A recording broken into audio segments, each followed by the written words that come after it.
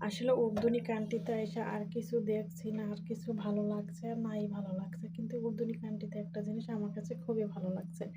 কারণ ওনারা বাবা-মাকে যতটা ভালোবাসে অসাধারণ, যদি এরকমের ভালোটা যদি আমাদের বাংলাদেশে যদি মা-বাবাকে এতটা ভালোবাসতো আমার ভাই-বোনেরা, তাহলে আসলে কিন্তু বাপ-মার জন্য একটা বৃদ্ধাশ্রম হতো না। তাহলে বৃদ্ধাশ্রমে দাঁড়ায় কিন্তু থাকা লাগতো না।